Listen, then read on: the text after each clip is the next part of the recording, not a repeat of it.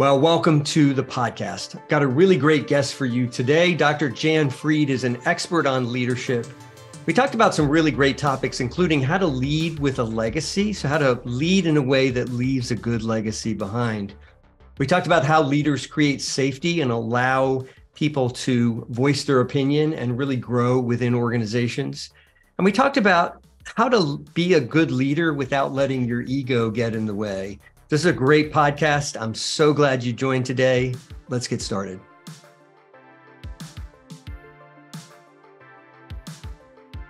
Well, hello.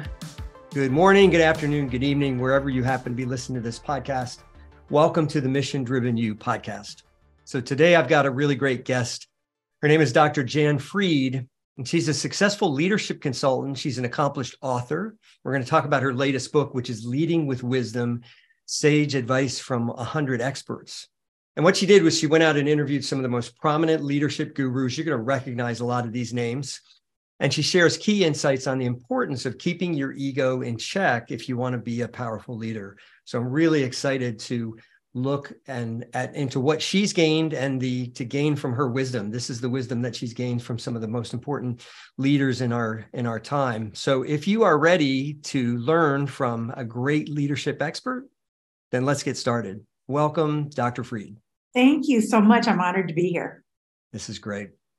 So as I told you in the green room before, we always start with one question, which is, tell us the story of somebody that made a difference for you. It could be a teacher, mentor, but when you look back on your life, you're like, wow, yeah, that person was a difference maker for me. Well, that's a really easy question for me because the first name that pops up is Dr. Elmer Burak. And Elmer was the chair of the Ph.D. program in management at the University of Illinois, Chicago, when I met him. Now, I'd already had my Ph.D. I'd completed it from a totally different institution. And I met him very, I think it's magical. Because it's very ironic that I would have met him at this conference in Chicago, and he was only there because he was asked by a former PhD student of his to be a discussant, and he was a discussant on my paper. And actually, I kind of tell the story in my book. Now, I dedicated my Leading with Wisdom book to Elmer, but my latest book actually, is Breadcrumb Legacy: How Great Leaders Live a Life Worth Remembering. And in that book, I kind of tell a story how I met Elmer. And then my last chapter is, what would Elmer do? So there's no doubt I wouldn't have any of my books. I have 6 books. I wouldn't have any of them or many of my research articles if it hadn't been for Elmer. So that's an easy question for me. Elmer died at age 82 in 2012. But I knew him so well that I think about him all the time. I love that. I love that answer. Thank you for sharing that. And I love that question because people usually light up. They're like, oh, that person. Mm-hmm. Now, for you, it's somebody you're really deeply connected to. But I also love the question because often we hear of people that have passed on or they've passed off of this earthly orb, but they're still contributing. So Elmer is still happening through your voice. You're still sharing his lessons. True. I love that. Yeah, we all, I think one of our great goals should be to be good ancestors. Yes. So I love that. I love that answer. Thank you. I want to start with your book, and because I want to start the book Leading with Wisdom, and then Breadcrumb Legacy is something we'll get to. That's a fascinating concept to me, but I want to start with Leading with Wisdom because you got to meet. These are people I want to talk to. Dan Pink, Margaret Wheatley. I mean, you got to meet some really great people. Let's talk about the book and what you learned. And I'm particularly interested in this question of ego and how it relates to, to how leaders lead. Okay. Well, it's kind of interesting because I can kind of weave the books together. In 2013, my book Leading with Wisdom came out. And I actually interviewed more than 100 sages, but my editor liked 100. So we kept with 100. But it came out in 2013. But I really started it about in 2005. And it's kind of an interesting story because I had been granted a sabbatical, but I needed a research project. I was teaching full-time at a small liberal arts college, and Jim Collins' book, Good to Great, had just come out. Yeah. And I was teaching business management and leadership. So I decided I had to work an hour. My college was an hour out of town. So I had a guest speaker for my classes, and I said, no, I'm going to go hear Jim Collins because it was during the day. So I go to Jim Collins, and I'm determined to have a little bit of a conversation with him. So I wait till the very end. I'm the very last person in line to get him to autograph my book. And I asked him, I said, I'm going to be on sabbatical. Can I come study with you? Can I shadow you? Because at the time he was kind of the guru. Yeah. And can I study with you? Can I learn from you? He said, well, I've never been asked that question before. And I held up this page that I had torn out of Training Magazine from 1999. And it was in my Franklin planner. Then we all carried Franklin planners. And I pull it out, pictures on it. And I said, I've been carrying this since 1999. I'd really like to talk with you, learn from you. And he said, all right, here's my card. Give me a call. You email me. Let's set up a time to talk. I will talk to you for an hour free. I'm like, well, okay. Yeah. So it just turns out that his wife had been just diagnosed with breast cancer. I think she's fine now, but he said, I can't really, have you do what you think you want to do. And that's come out and shadow me.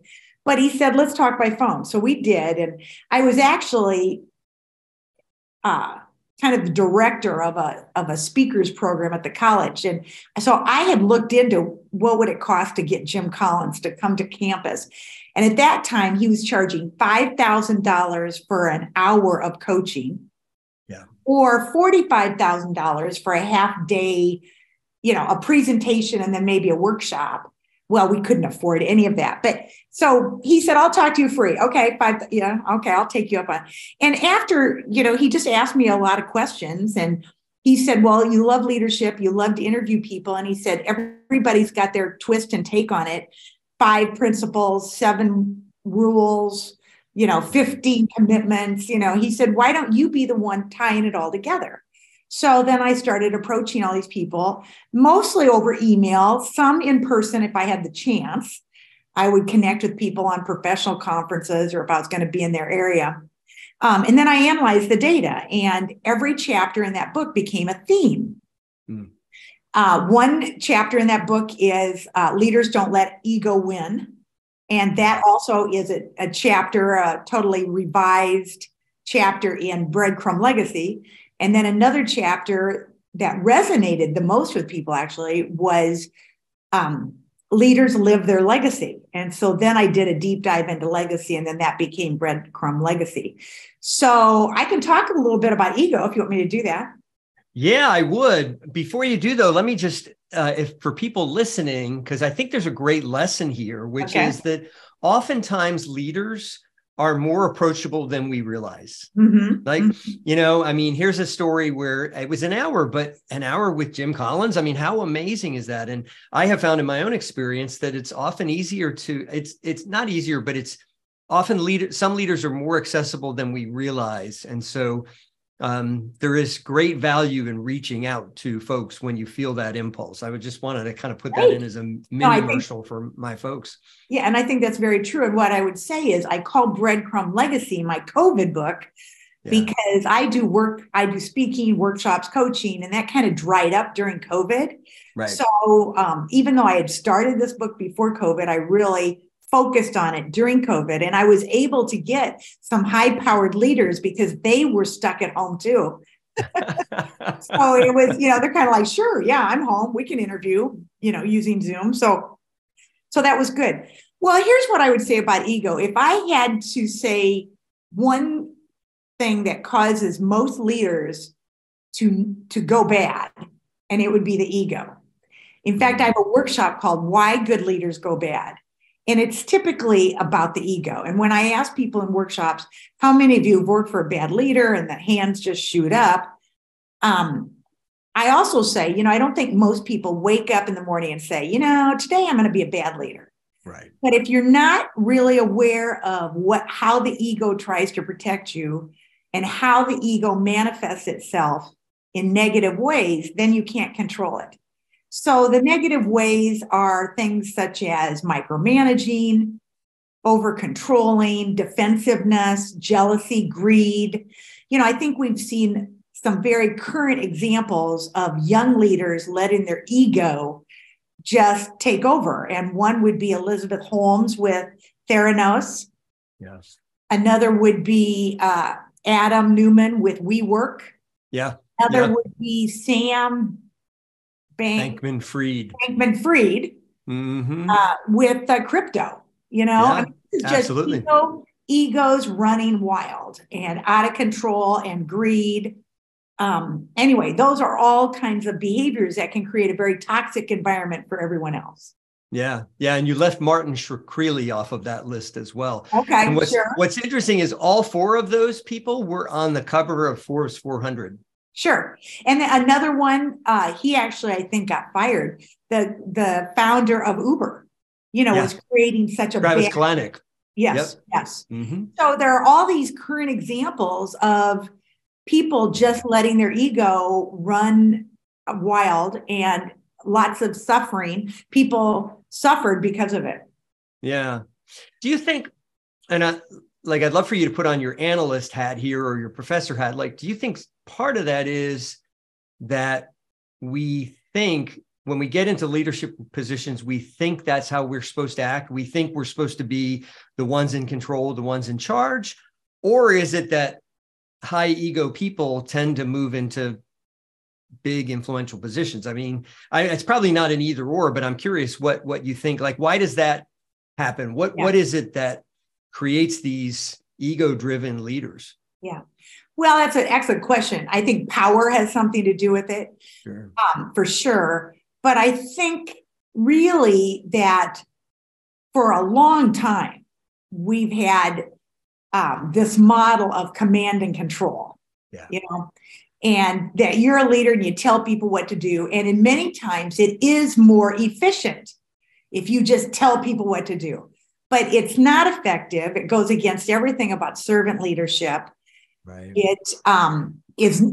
It may be efficient at times, but it's not effective. And it's not at all. It's the opposite of empowering others.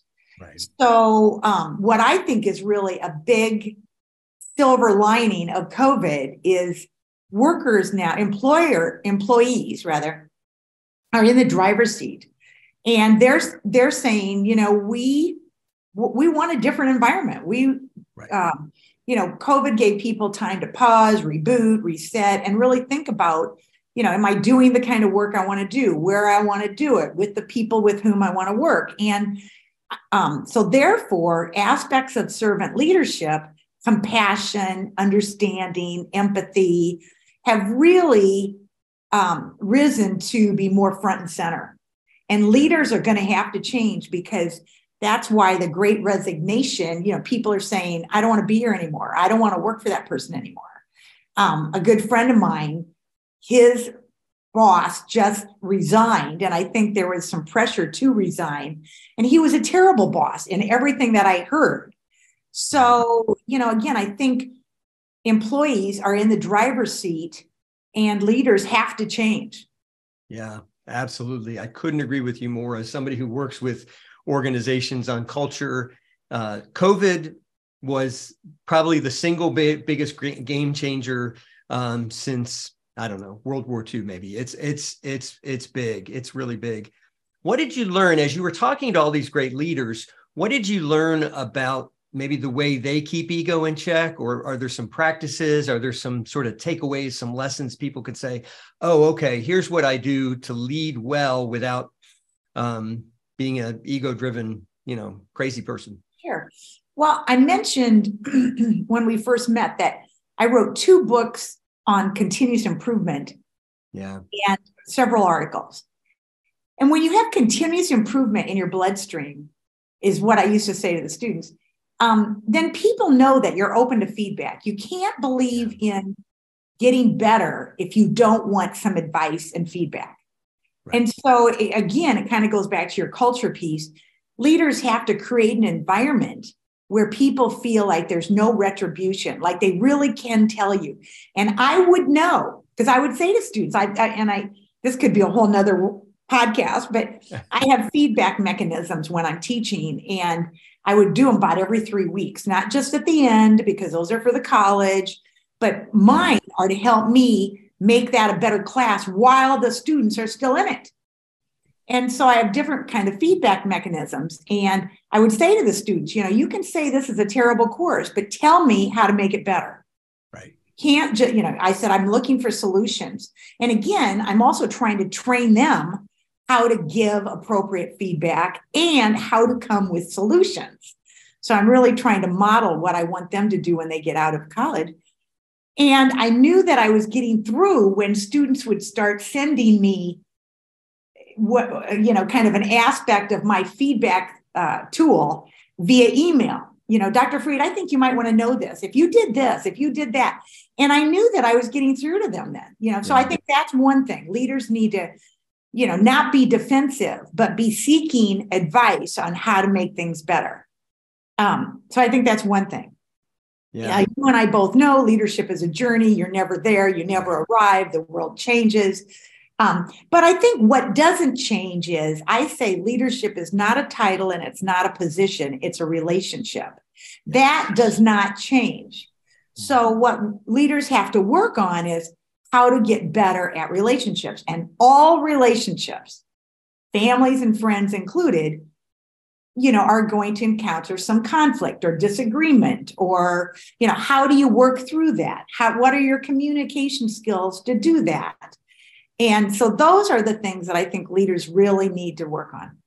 Yeah. All the time. Sure. Now, the reason why you got feedback from your students is clearly because you felt safe. They felt safe in giving you the feedback. You created that environment. What are some things leaders do from your own experience in the classroom, and also from the leaders you interviewed? What are some things leaders do to create that psychological safety, that ability to sort of give input, to allow for continuous process improvement, because people feel safe in giving the input? Okay. Again, that's a very good question, because one of the things I'm going to answer the question by reversing it. Right. What I've noticed over and over, both in my personal coaching experience, I'm working with a big manufacturing firm now with their culture. So they had a union strike. And so I'm working with that. So based on my personal experience and with the interviews I've done, what many leaders want to do is the opposite of what they should do. When things are tough, you might have to let people go, have a layoff. You might have to have a difficult conversation. Many leaders want to hide. They do not want to be visible. And I'm on this mission to say, the minute you feel like you need to hide, that's when you need to go out. You need to be visible. Your employees need to know that you're hurting as much as they are. And that's part of empathy. That's part of compassion. And so I see too many leaders hiding. They don't want to have those conversations. They don't want to be seen, or they had to make a tough decision and now they're hiding. No, you have to own it. You have to be visible. And I've had workers say to me, we don't see management. Where are they? They're making decisions, but we don't see them. So to answer your question direct, is I would say leaders need to be seen. They need to have one-on-one conversations and get beyond, it's that relationship piece again, get beyond work, and try to avoid yes, no questions.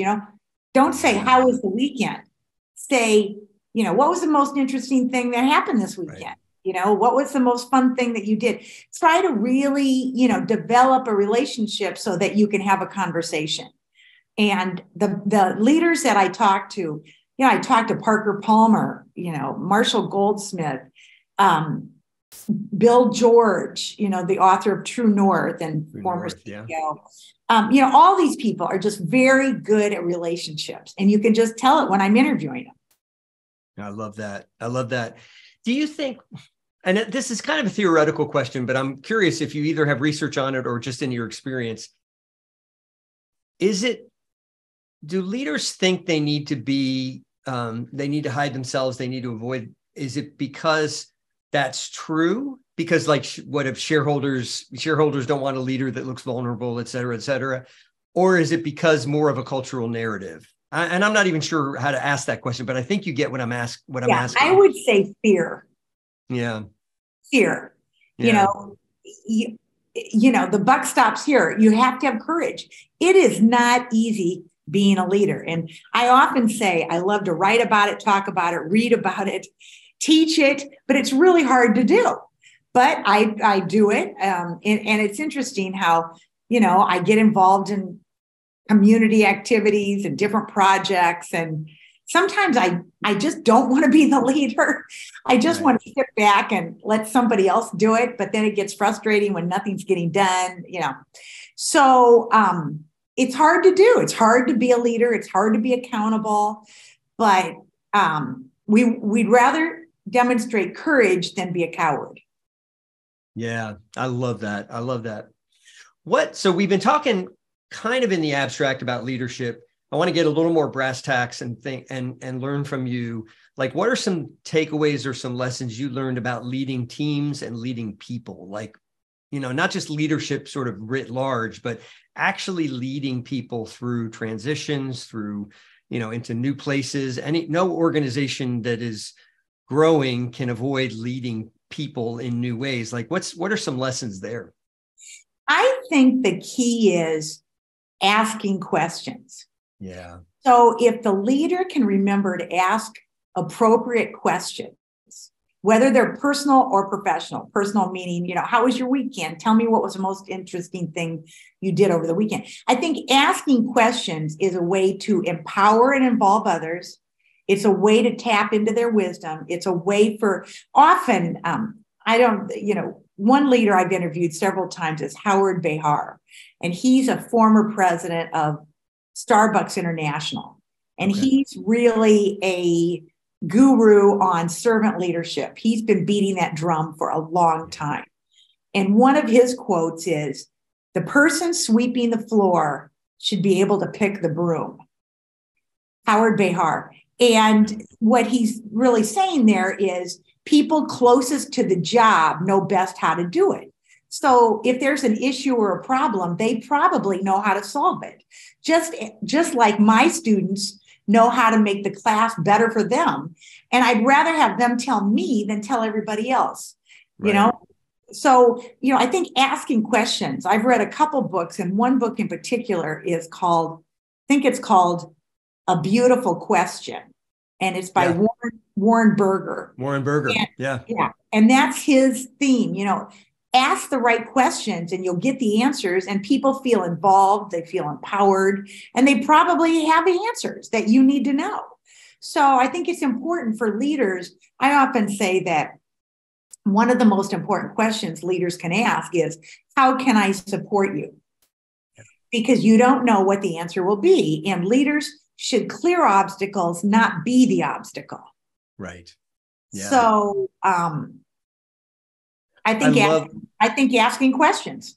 Yeah. And I love that Warren Berger book. Another little infomercial here, or quick commercial, is read the Warren Berger. Warren Berger, is that? Yeah. The Beautiful Questions. Yeah. Absolutely. A great book. And, you know, it's interesting because some of my clients are worried. Some of my corporate clients are worried, like, what are we supposed to do with this ChatGPT phenomenon that's happening? Figure, you know, ask it to write you some questions. Like, if you're bad at questions, you now have this free resource on the internet for writing good questions. Yeah. So interesting. Yeah. Well, if it's here to stay, we might as well try to find out ways to use it appropriately. Absolutely. Yeah. Yeah. Now, I've heard you talk about servant leadership. I want to get to Breadcrumb Legacy and talk about legacy leadership. But I've heard you talk about servant leadership. Are you sort of connected in with the Robert Greenleaf model, or like, what does servant leadership mean to you when you use that phrase? Yeah. Well, I'm familiar with Robert Greene. I mean, he really was the pioneer or founder, you know, and then I followed his work, and that led me to Peter Senge. I actually went to a workshop with Peter Senge when he was hot. That was probably 2004 when he, he coined the phrase systems thinking, but also a big believer in servant leadership. When I use that phrase, it kind of goes back to what I just said, that leaders should clear obstacles and not be the obstacle, that leaders you're there to make everybody's job easier. Right. Okay? That's why you're there. People are doing what they're paid to do, but they need maybe someone to help them coordinate or, eliminate issues or, collaborate. So the whole idea is you're there to serve others. So it's not really, leadership isn't really about yourself. And it's really to lift up others. One quote that I put in my Leading with Wisdom book is, this came from, I was a Tim Russert fan. Tim Russert's memorial service, he had the same executive assistant for 17 years. And she said, Tim's definition of exercise, because we all know he struggled with his weight. Yeah. Tim's definition of exercise was bending over and lifting someone else up. That leaders should lift up others. Right. And I just like that metaphor of, he was trying to help others. Well, to me, that's servant leadership. Yeah. I love that definition. And I love that story. I watched part of Tim Russert's funeral, but I don't remember that line. So that's a great line. So legacy, let's talk about the breadcrumb legacy and the idea of leaving the legacy behind. What does that look like from a leader's perspective? As I said, it was the leaders live their legacy. And that was the chapter in Leading with Wisdom that I had many workshops on. And in the workshop, I would ask people, I would say, well, when do we leave our legacy? And people would say, well, when we leave a job, leave a career, retire, when we leave the earth, when we die. And I'd say, yeah, that's true. What about when I leave this workshop? What about when we leave a conversation? What about, every interaction, every decision, every behavior is part of leaving a legacy, which then I trademarked the phrase breadcrumb legacy, that we're leaving our crumbs all the time and they accumulate and they add up. But I think what's important for leaders to remember is because it's happening all the time and it accumulates, it's not necessarily always positive. Right. Kind of goes back to, why good leaders go bad. There are plenty of leaders who are leaving a bad track record. And here's kind of a more humorous story, but this is a year or two ago. And I don't know if your listeners this kind of shows my age, but I don't know if your listeners will remember who Tom Jones is. Tom Jones, the singer. Yeah. And I think he's saying, what goes up must come down, spinning wheels.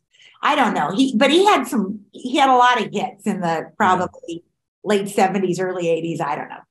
But the title of the article was, I'm turning 80. It's time to think about my legacy.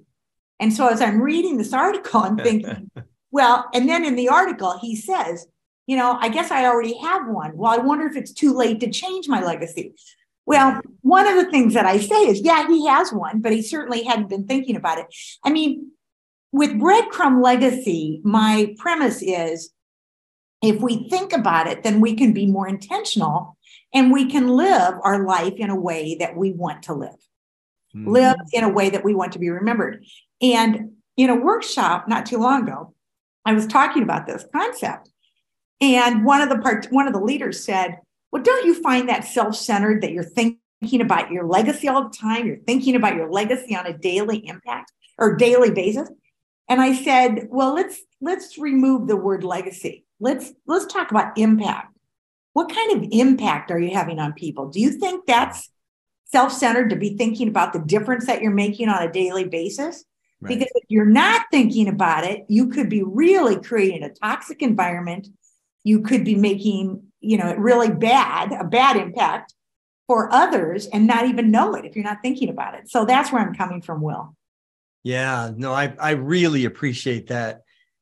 How do let's talk about leaders, and then I want to also transition into the rest of us who are may have leadership, but we also have sort of daily lives. How do leaders maybe think about the legacy they want to leave behind? Like, what if you were to take the listeners through a quick exercise or just through a thought, a couple of questions, like, how do you know what you should leave behind? Like, how do you know what your legacy should be? Okay. Well, let me tell you, so I started this research in like 2005, and I developed a undergraduate course because my institution only teaches undergraduates. I developed an undergraduate leadership course based on what I was learning before Leading with Wisdom even came out. So probably in about 2008, I created this course, and I don't know where I originally got the idea. I do not know. But I created this assignment, and I introduce it early, and then it's not due until the very end of class. And the assignment is they have to write their own eulogy. Yeah. Now, eulogy in 2008 sounded more different from an obituary. Now they're kind of sounding very similarly. And I don't really know why. I think it's because now you have to pay for, I think in most papers, you used to get so many lines free, and now you have to pay for it. So I think if people are going to pay for it, they're like, I'm going to tell them everything I want them to know. Sure. But they used to be that obituaries focused more on doing. What has the person done? Accomplishments. Where did they work? What clubs were they involved in? That kind of thing. Eulogies have always focused on the being. What kind of person are you? Character. And so I would say to students, and I collect these, so I have examples, and I have them watch Tim Russert's memorial service, because there were like 5 people who spoke, and each one is just an expert with words because they come out of journalism. And then I say, all right, there are only certain requirements. 1, that it's mandatory. You have to do it. 2, right now that you're going to have to share it in 15 weeks with the class. And 3, it's not graded. So you cannot do it wrong. And no feedback. We don't talk about them. We just share them, and we just listen and share. And what's interesting about this, Will, is I've been doing this exercise, and now I do it. I teach a graduate leadership course for the University of Iowa, just 1 course a year. But so I've been doing this since like 2008. And then David Brooks comes out with his book, Second Mountain. Yep. And I don't know when that came out, like, I don't know, 2016, 17, I don't know. We could look it up. Yeah. Then that book came out, and in his book, David Brooks, the New York Times columnist, he's made it very, so he talks about resume virtues versus eulogy virtues. Resume virtues, those things that you would list on a resume, and eulogy virtues, those things that you really want to be remembered. So I think the fastest way to get to this is, it has been the most moving exercise for all of my students. And if your listeners are interested, I do have a TEDx talk, and it's called Embracing Death, Seeing Life Through a Different Lens. And I explain how I teach students, undergraduate students, age 20 to 22, how to live a life worth remembering. So I would encourage your listeners, you can find that on YouTube. Embracing Death, Seeing Life Through a Different Lens. I think it's just the best exercise ever, because and then what I say to students, I presented the research at professional conferences when I was still teaching full time. And I would have colleagues of mine say, you do this exercise, you have undergraduates do that? And I said, yeah, because the point is, if that's how they want to be remembered, then they need to start living like that now. Start now. And the earlier, the better. That's why I say my Breadcrumb Legacy book, it's really for people of all ages and stages of life. Yeah. Isn't that true? We so often start thinking about legacy and eulogy and these lasting virtues as we near the end of our career and our life, when in fact they should be informing everything we do. Because we don't know when the end is. Well, that's true. Yeah. Yeah. Who was it? Randy Pash, was that his name? The guy who did the last lecture in, Carnegie Yeah. Mellon. Yeah. Yeah, absolutely powerful. And I mean, he had the advantage of knowing not the exact day he would die, but knowing he was dying, and he had the Absolutely. chance to leave that lecture. I Yeah. love that. And I love what you shared. Um, how does that question, so the legacy we want to leave behind, how does that relate to our sense of purpose and kind of how we're supposed to show up in the world? What can we learn about ourselves and our, I don't want to make too great a distinction between leadership and non-leadership, but often what we're doing is ordinary leadership. It's not, organizational leadership. How does the eulogy exercise inform how we should live on a daily basis? Yeah. Well, I say it should be your true north. It should be your moral compass. It should be your guiding star. And I say that the most important person to lead is yourself.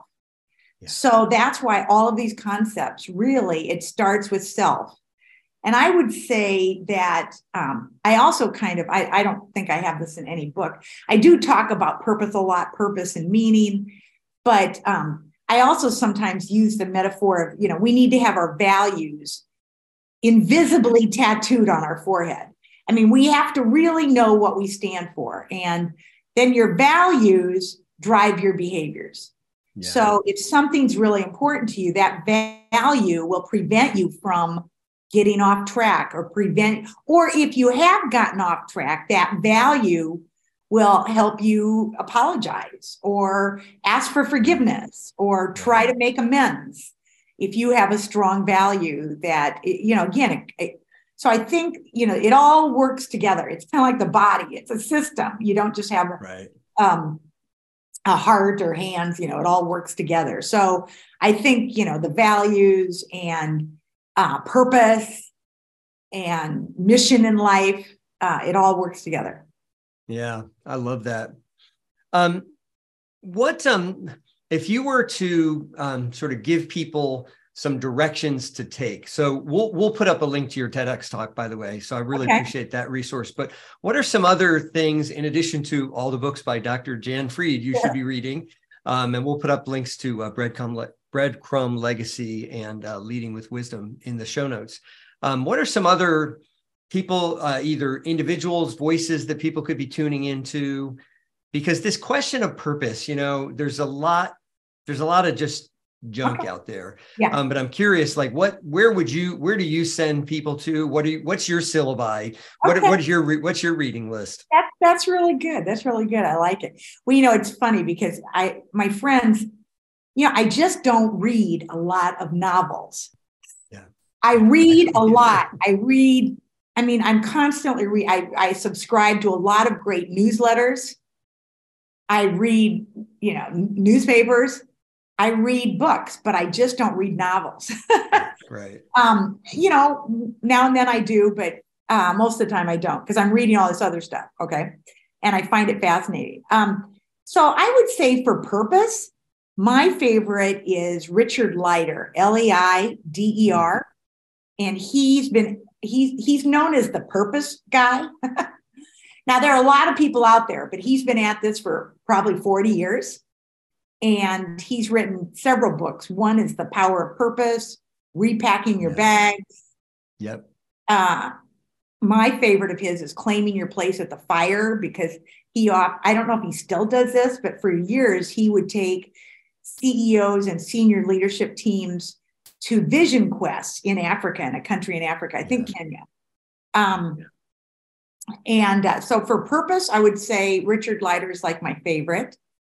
I like work now. I follow a lot with, I think Simon Sinek is good. I wish he has his daily notes of inspiration. Right. And every time I get a note, which is daily, it's like, oh, why didn't I think of that? He's very good with words. Right. Simon Sinek. But I really like the work of Adam Grant. And both of these podcasts, I can't say that I've listened to Simon's very much, but I like Adam Grant's podcast a lot. I listen to his a lot and follow him and his work.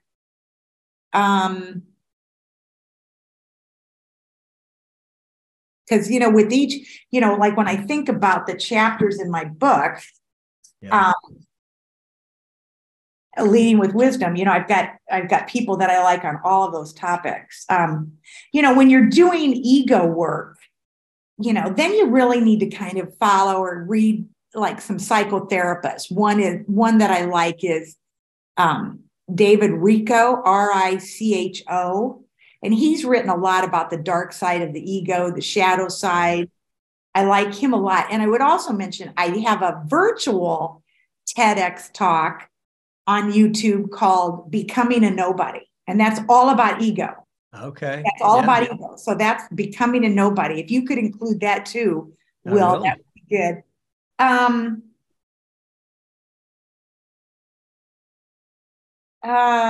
me see.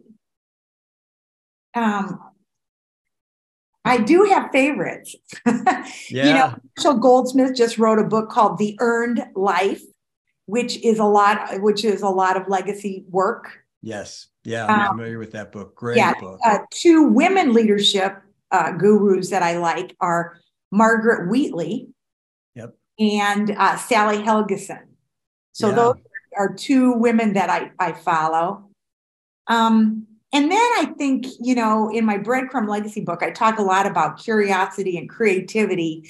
And one of the most creative people, and I interviewed him for Breadcrumb Legacy, one of the most creative people is Rob Walker.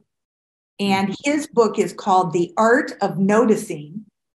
But he has I think it's a weekly newsletter called The Art of Noticing that I subscribe to. So some of these newsletters that I take, they're not just free. I pay for them because they're really full of resources. And his is called The Art of Noticing. And he is just one very creative guy. I love those resources. Thank you.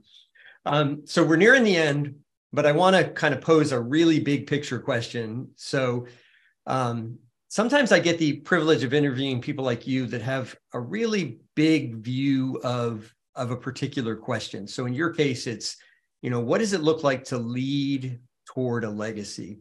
So what I want you to do, it's kind of a thought experiment, but I want you to imagine that the world leaders are listening to this podcast and they're tuning into what you're laying down. And I want you to imagine that, 15 to 20 years from now, they have started to they've read Leading with Wisdom. They've read Breadcrumb Legacy. They've kind of listened to the words you're saying and they've taken it seriously. How could the world be changed and improved if people were to begin to lead with a legacy? One of my conclusions in Leading with Wisdom was that it's hard to be a good leader if you're not a good person.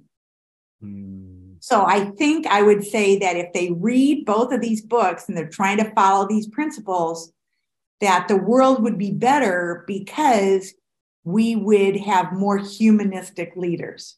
We would have people that realize they don't know all the answers. If they've made a mistake, they're willing to admit it. They're willing to apologize. They're willing to surround themselves with people who compliment them, who might know more than they do on certain topics.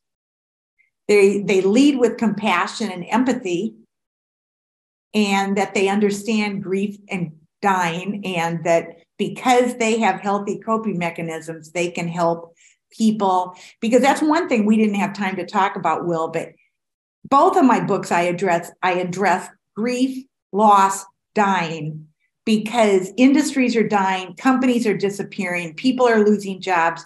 And that happened in 2008 with the financial crisis and after. And then when COVID hit, millions of lives, and then that just has a ripple effect. Yes. So again, this whole idea of grief, loss, and dying is included in both of my books. And the world would just be a better place. Well, that sounds like a reason to have you back on. We could talk about that. We could talk the whole time on that topic and what I've learned about that topic. And I'm just volunteer because of it. Yeah. Oh, wow. Wow. Yeah. I know someone who is training to be a death doula. Okay. And that's just Yeah, that's good work for those of you that can do it. I'm not sure I'm constitutionally prepared for that work, but I appreciate those of you that work in hospice and sort of ushering people off of this planet. So that's great work. Thank you. Thank you. And thank you for being here. This was a master class in leadership, leading with a legacy. So thank you. I look forward to sharing this interview with my audience. And I'll just say one thing, that if people go to my website, jannfreed.com, 2 N's and 2 E's, I do have a monthly newsletter they could subscribe to. And then I have a podcast called Becoming a Sage, where I interview people about wisdom. Yeah. And they could get a monthly podcast. And there's also a 20% discount code on my homepage. Okay. Now, it takes longer to get the book than Amazon, but it saves you 20%. So I just wanted to make that pitch. That's great. Thank you, because that was my next question. How do people find you? And you already answered it ahead of time. So thank you so much. Yeah, and I'm also pretty active on LinkedIn. I'm getting up to speed on Instagram. I was slow to the game, but I'm working on it, because now I'm seeing the connection. So, but LinkedIn, I'm definitely visible. That's great. Jann Freed, thank you. Thank you. Thank you. We'll put all that information in the show notes so people can find all those resources. And thank you. Thank you.